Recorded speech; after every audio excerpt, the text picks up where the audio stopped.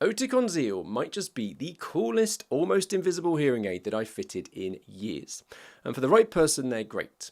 But I'm telling you right now, after 6 months of fitting them, there are also some trade-offs. Most people buy Zeal for one main reason: discretion. But does that come at a cost? The three questions that matter today are: will it actually fit into your ear? Is the Bluetooth stable enough, and is it suitable for your degree of hearing loss, or are you already too close to the ceiling? Today's video is more than just a review. I'm sharing 7 things that I love about this technology and 7 things that nobody will tell you. Plus, whilst I have you here, I will share the exact checklist that I use in clinic to see if you're suitable for this technology. For context, my name is Matthew and I run an independent audiology clinic in London, fitting all major manufacturers of hearing aids. So I don't do brand loyalty, and everything that I share on this channel is based on my real world outcomes and the complaints that I hear every single day. Now, as I start, it is the first time that I've made a video comparing the good, the bad and the ugly in this particular way. And if you'd like to see me do more honest videos like this, then type yes please and the next hearing aid that you'd like me to cover in the comments beneath today's video. Alright, so if you've avoided wearing your hearing aids because of how they look, then this first point will matter to you.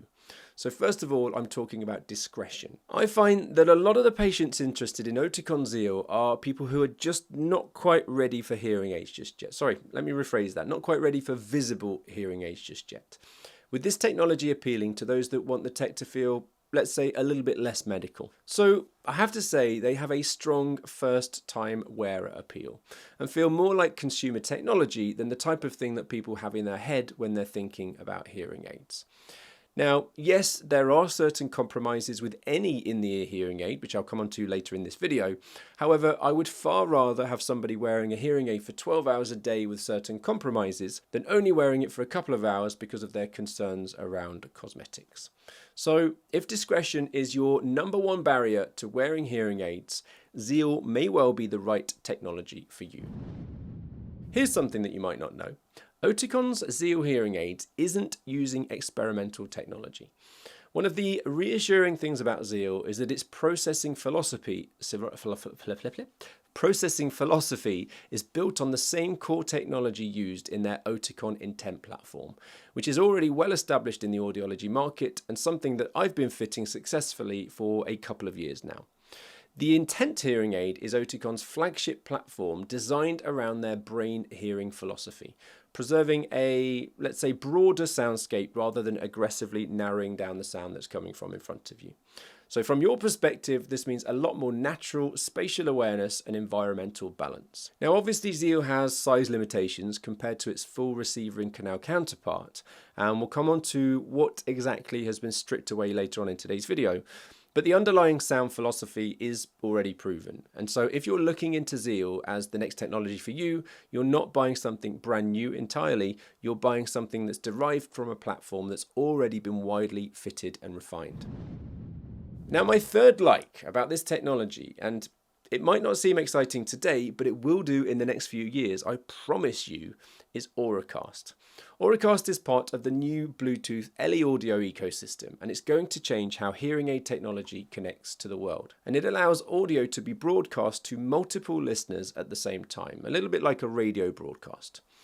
In practical terms, it means that in the future, you'll be able to connect directly to things like airport announcements, cinema dialogue, museum exhibits, the gym, lecture spaces, conferences, venues, or even your TV without needing a dedicated hearing loop. And my key point here is future-proofing.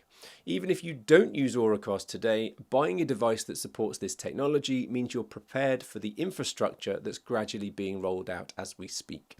Now, as far as I'm aware, these are the smallest in-the-ear hearing aids out there with built-in Auracast technology. In fact, half of the big hearing tech companies haven't even activated Auracast in their receiver and canal technology yet.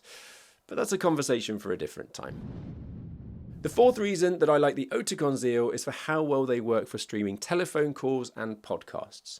Now, the general consensus from my patients is that if you're big on using the phone, then the speech audio is pretty good when it comes to streaming. And that's not just limited to phone calls, I'm talking Teams, Zoom, etc., etc. However, you will notice that I've specified that speech audio is great, because later I'll share the feedback that I've been given around the quality of streaming music. I suspect that Oticon have changed who designs their chargers. Is that bad of me to say? With Oticon's previous chargers, if you were taking them away for a weekend, then you'd need a separate luggage just to carry the thing. They were so big. With the Zeal, the standard charger contains a power bank, and you'll get an extra 3 days worth of battery power without being connected to a power source, which is now pretty much industry standard for all portable hearing aid chargers. And importantly, it comes included rather than as an extra cost accessory. Now here's something that's actually pretty rare for a hearing aid this small. With the Zeals, you still get full control through the Oticon companion app.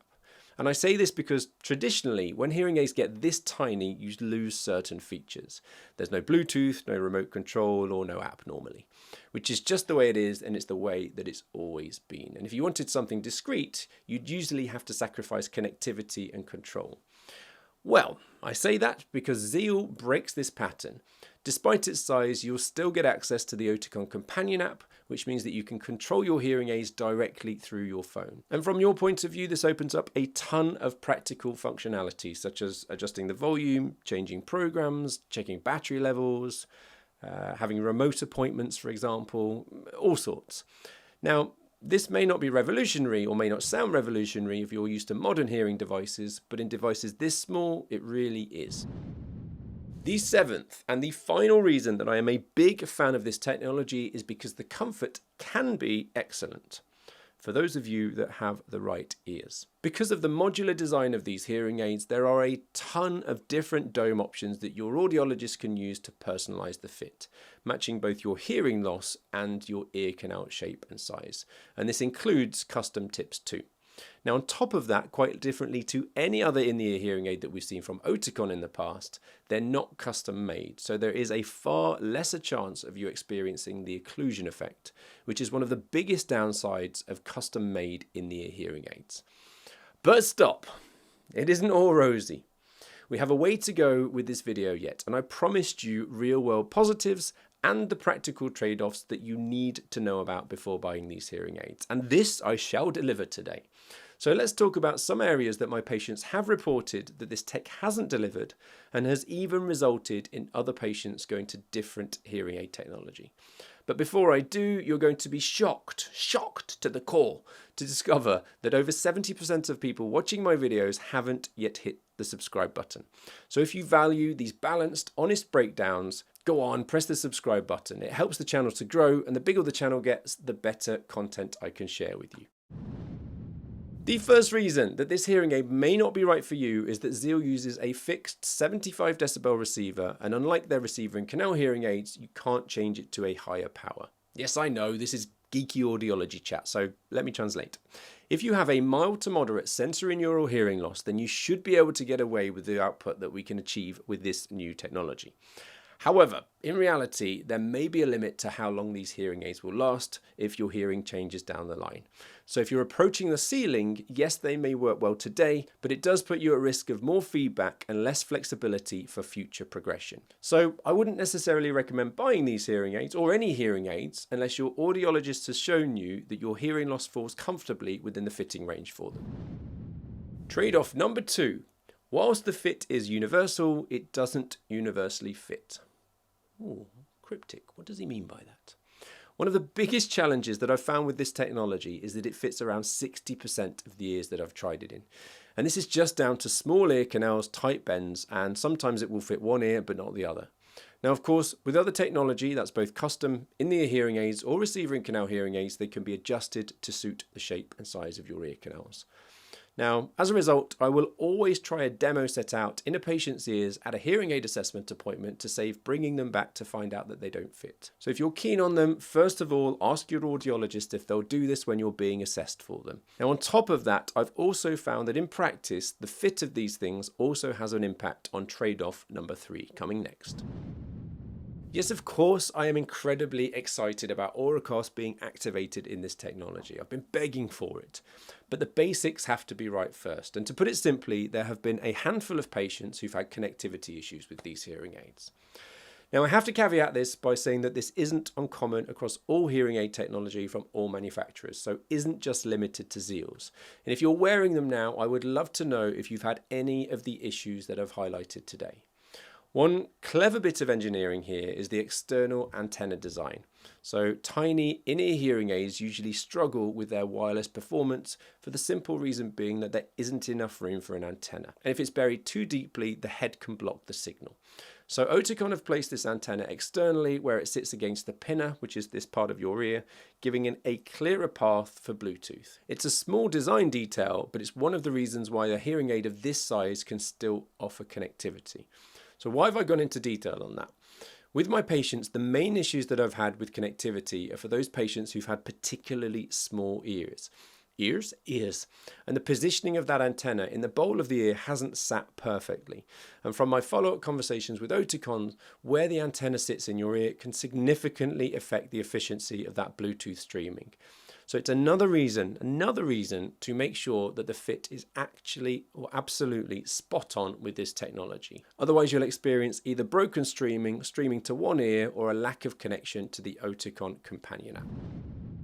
Right, I have to stress, and I say this to all my patients, this isn't a music-first product. Just because they look like a cool set of earbuds, don't expect them to function like a cool set of earbuds. In fact, don't expect this from any hearing aid from any manufacturer. It isn't their primary function. Of course, their main goal is to help you hear. It's a hearing aid. And whilst I spoke earlier about how good the streaming of speech was, i.e. the likes of the radio, podcasts or telephone calls, that's to be expected because they're all speech, which is mid-frequency dominant, whereas music needs more bass and more headroom. So the streaming of speech tends to land far better than music, and the bass and fullness you'll find will be a little bit disappointing. Now, for reasons that I'll cover in another video, when purchasing any hearing aids, don't forget their true purpose, and think of any other features, such as streaming music, as a bonus. Now Oticon, if you're selling style, I think it would be beneficial for you to give choice to. Now, what I mean by that is, in my opinion, black is the best option for this technology, as if you were to look down anybody's ear canal, it would look dark like the shadow of an ear. Gone are the days where I would make a skin-toned IIC hearing aid or CIC option, as in my opinion, black tends to be way more discreet. Saying that, I've had a number of patients commenting saying, it's only available in black, is it? And you know who you are if you're watching this video. And it's their feedback that I'm sharing with you today. Trade-off number 6 is that tiny tech is not always friendly tech, and therefore, depending on your dexterity, handling smaller hearing aids can sometimes be fiddly. For anybody with reduced fine motor control, insertion, removal, and tiny controls can be a little bit frustrating. So if you know you struggle with small objects, I would suggest trialing them in clinic first, so handling them, putting them in, taking them out, and see if it works for you. Saying that, they are rechargeable, whereas other in-ear hearing aids this size tend to use a disposable battery. So at least that's one less fiddly thing to play with. Now, whilst I do like the charger overall, there is one trade-off that a handful of my patients have mentioned, and it's the size of this thing.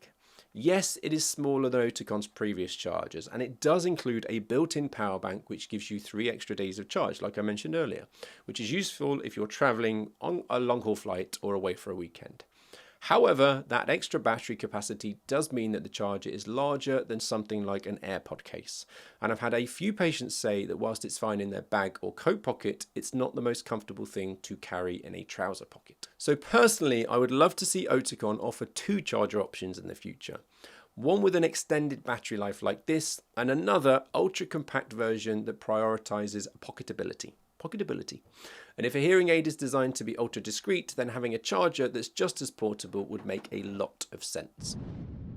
Now, I also promised to share a simple decision checklist today. So I would recommend that you should look to buy Oticon Zeal if you're someone who has a mild to moderate hearing loss, someone that hates the look of traditional hearing aids, someone that takes calls throughout the day and wants something discreet for work and social life, and if you're pretty tech savvy. However, I would say think twice if you're borderline moderate to severe and need more headroom for your hearing loss, you have very small ear canals or tricky anatomy, you need rock solid all day streaming for work, or you care deeply about music quality. And that's the truth after 6 months of hands-on experience with this technology. And I have one more incredibly important point to share with you today. Don't buy them. I'm joking. don't buy them just yet, not until you've compared them to the other technology that's available this year, which you'll find in this video.